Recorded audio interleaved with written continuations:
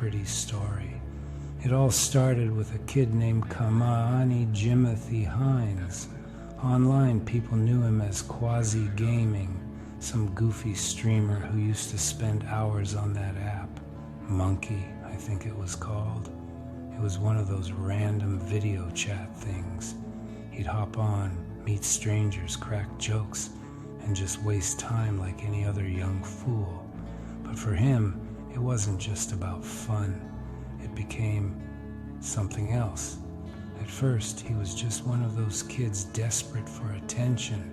He'd charm girls, make them laugh, try to get their socials. But then it got obsessive. He started tracking them, finding out where they lived, who they hung out with. He kept notes, detailed notes. It was like he thought these girls were characters in his own personal game, and he was the one controlling the story. I was working in social services back then, dealing with troubled youth.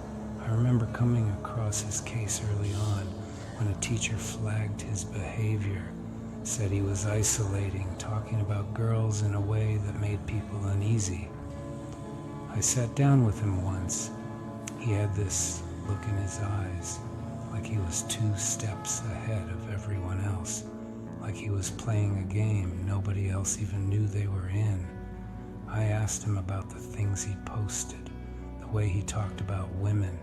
He laughed it off, said it was just jokes. But then the disappearances started. First one girl, then another. Nobody connected it at first.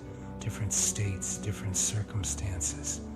But I knew the way he operated, the way he inserted himself into their lives and then erased them. By the time they caught him, the damage was done. The things they found in his room, the journals, the trophies, the recordings, it was worse than I ever imagined. I still see their faces in my dreams, the ones who never made it home. And I keep thinking, if someone had stepped in earlier, if someone had taken it seriously, could it have been stopped? That's why I do what I do. I don't just help people. I try to catch the next him before it's too late, because there's always another one waiting in the shadows.